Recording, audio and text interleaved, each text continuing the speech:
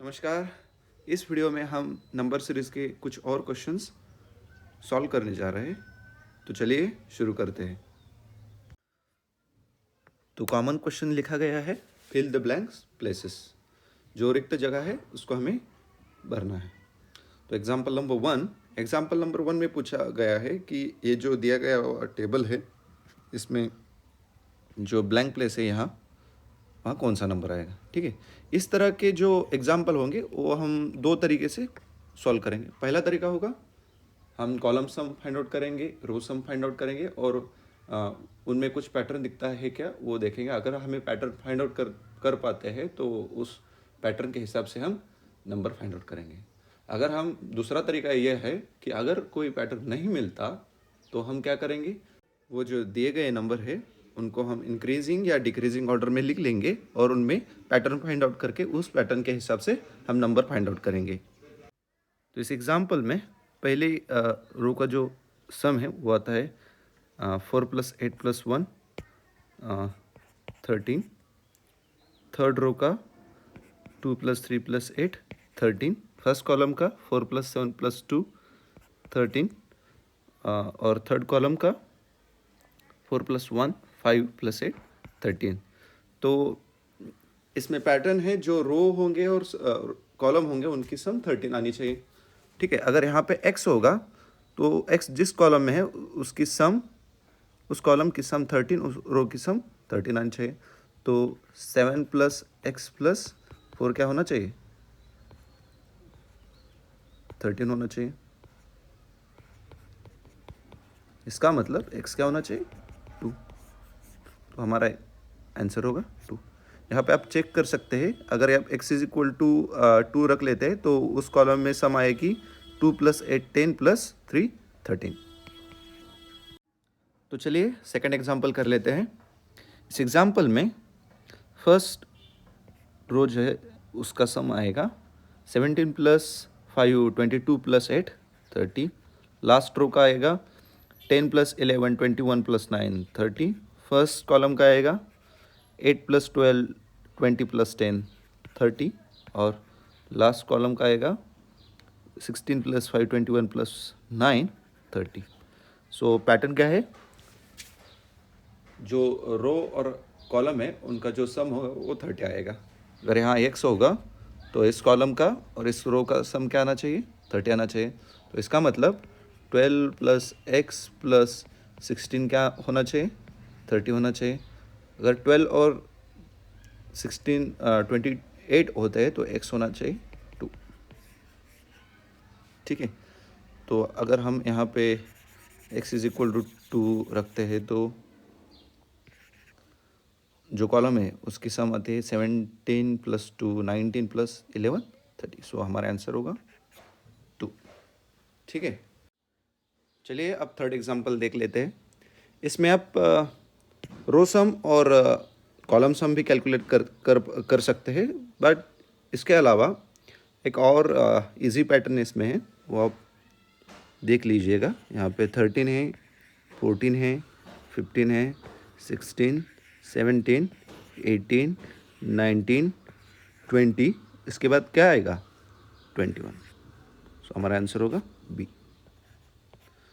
सो कभी कभी पैटर्न बहुत इजी होता है, इसलिए आपको हर समय रो सम और कॉलम सम कैलकुलेट करना ज़रूरी नहीं होता। आपको सिर्फ पैटर्न फाइंड आउट करना है। ठीक है, एग्जाम्पल नंबर 4। एग्जाम्पल 4 में आप पिछले एग्जाम्पल की तरह ही देख सकते हैं। यहाँ पे भी इजी पैटर्न हमें मिल रहा है, ए बी सी डी। इसमें ई नहीं है, ई के अलावा एफ है, जी है, एच है, आई है। इसका मतलब यहाँ क्या आना चाहिए, ई आना चाहिए।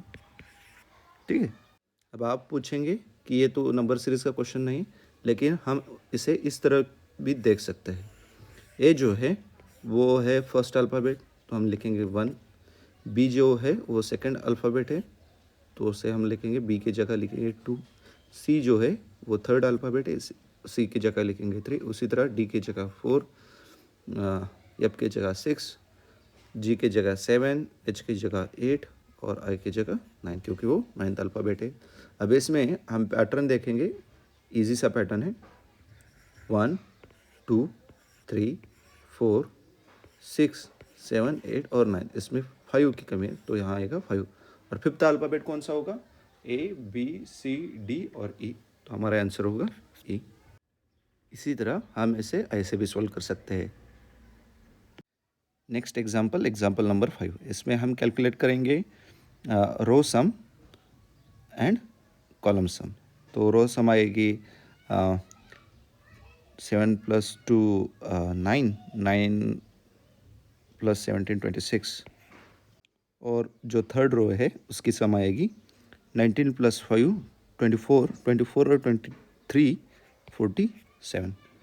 पहला कॉलम जो है उसकी सम आएगी 23 + 7 30, 33 + 3 33, और जो दूसरा कॉलम है उसमें 11 + 19 आएगा 30, 30 + 17 आएगा 47।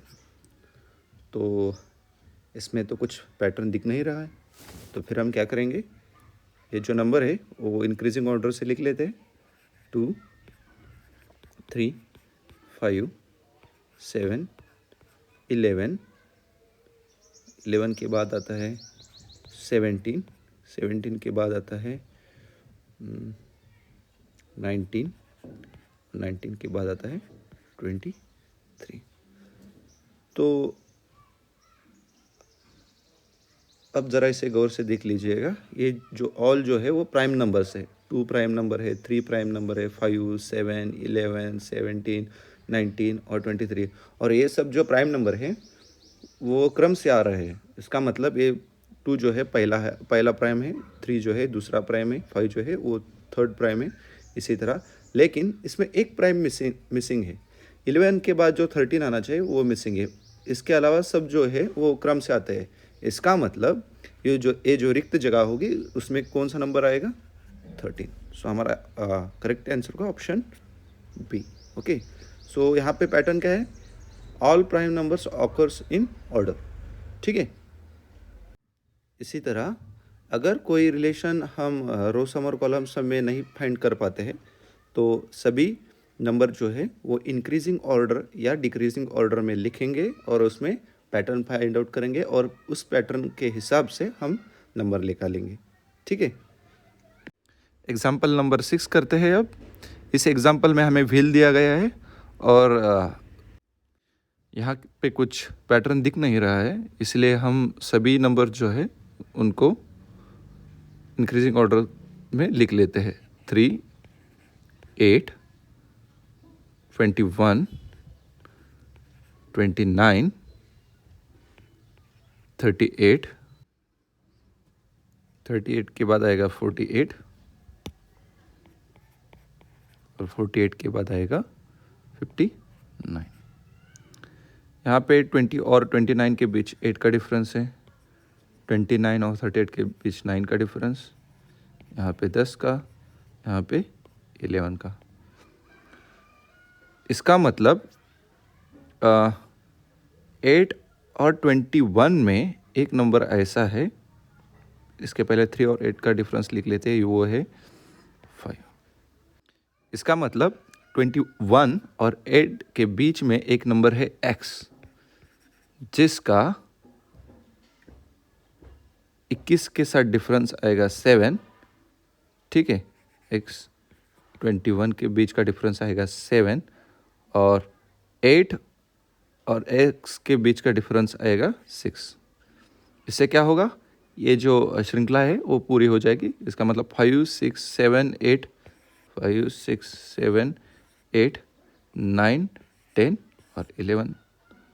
सो x क्या होगा?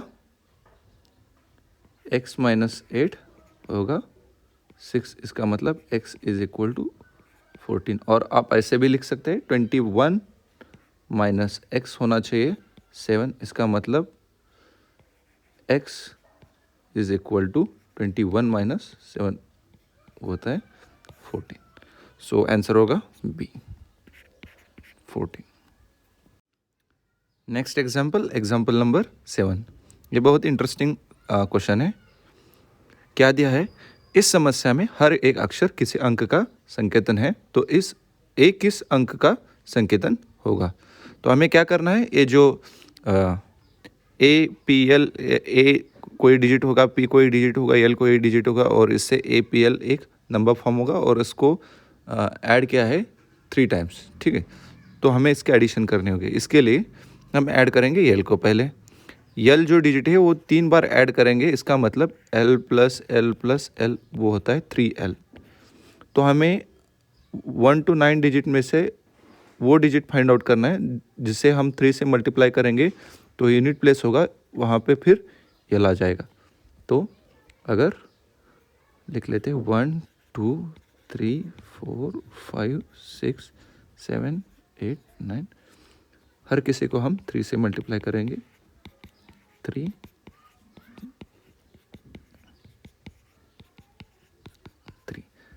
3 आएगा पहला, दूसरा आएगा 6, तीसरा 9, फोर्थ आएगा 12, यह आएगा 15। इसमें अगर हम 5 को 3 से मल्टीप्लाई करते हैं तो यूनिट प्लेस जो है वो फिर 5 आता है। तो हमें ये नंबर चाहिए, और कोई दूसरा नंबर मिलेगा हमें, चलिए चेक करते हैं। 6 × 3 18 आएगा 21 24 27, चेक करेंगे, नहीं, यूनिट प्लेस जो है वो सिर्फ इस नंबर के लिए वही मिलेगा। अगर हम 5 को 3 से मल्टीप्लाई करते हैं तो यूनिट प्लेस के लिए 5 आएगा, ठीक है। तो ये जो 3L नंबर होगा वो इस तरह से होगा। तो हमें क्या नंबर मिल गया, वो L = 5 मिल गया। इसका मतलब ये जो प्लेस है वहाँ पे क्या होना चाहिए, 1 होना चाहिए। तो इस L = 5 यहाँ लिख लेते हैं और 1 को यहाँ। उसी तरह हमें सेकंड कंडीशन मिल गई कि अगर हम P को ऐड करते हैं, P + P + P, और ये जो +1 ऐड कर लेते हैं, तो हमें फिर क्या मिलेगा, कुछ नंबर मिलेगा जिसमें यूनिट प्लेस होगा, वहाँ पे L होगा। अब हमें क्या करना है कि फिर उसी तरह का डिजिट फाइंड आउट करना है जिसको हम अगर 3 से मल्टीप्लाई करते हैं और उसमें ऐड करते हैं तो वो जो नंबर मिलेगा उसमें यूनिट प्लेस का जो डिजिट होगा वहाँ पे क्या होना चाहिए, L, इसका मतलब 5 होना चाहिए। तो फिर हम क्या करेंगे, इसी तरह 1 to 9 उसमें से 1 डिजिट ऐसा होगा, 1 to 9 इसमें 1 डिजिट ऐसा होगा जिसे हम 3 से मल्टीप्लाई करेंगे, और अगर 1 ऐड करेंगे तो उस नंबर का जो यूनिट प्लेस है वो क्या आएगा, 5। सो 3 × 1 + 1 क्या आता है, 3 × 1 3 + 1 4, 3 × 2 + 1 7, नहीं, 3 × 3 + 1 10, 3 × 3 4 + 1 39। हमें यूनिट प्लेस में 5 चाहिए। तो अगर हम डायरेक्टली इसी तरह जाएंगे, 3 × 8 करते हैं, +1 ऐड कर लेते हैं तो हमें मिलता है 25। अगर आप चेक करेंगे तो ये एक ही डिजिट ऐसा मिलेगा जिससे आप 3 से मल्टीप्लाई करेंगे और 1 ऐड करेंगे तो आपको मिलेगा 25, जिसका यूनिट प्लेस में 5 होगा, जिसके यूनिट प्लेस में 5 होगा। इसका मतलब P जो है वो 8 होना चाहिए। सो P = यहाँ पे लिख लेता हूँ, L = 5 फाइंड आउट कर लिया, P = 8। अगर P 8 होता है तो जो यहाँ पे नंबर आएगा वो आएगा 2, इसे हम लिख लेते हैं, ठीक है। और लास्ट कंडीशन क्या होगी, 100 प्लेस का हम डिजिट ऐड करेंगे तो A + A + A और एडिशनल +2 होगा L। इसका मतलब 3A + 2 आएगा 5। इसका मतलब होगा A = 1। सो A जो होगा वो किसका संकेतन है, 1 का। सो हमारा करेक्ट ऑप्शन कौन सा होगा, A ऑप्शन होगा, A = 1 आएगा, ठीक है। तो अगर आप नंबर लिख लेना चाहते हैं तो ये नंबर क्या आएगा, A PL आएगा 185। अगर आप अपना आंसर वेरीफाई करना चाहते हैं तो हम ऐड कर लेते हैं 185 प्लस 185 प्लस 185, 5 प्लस 5 प्लस 5 वो आ जाता है 15, यहाँ पे 1, 8 प्लस 8 प्लस 8 प्लस 1 25, यहाँ आएगा 5, यहाँ पे आएगा 2, यहाँ पे 1 प्लस 1 प्लस 1 प्लस 2 आएगा 5 5 5। सो हमने जो आंसर निकाला है वो हमारा सही है।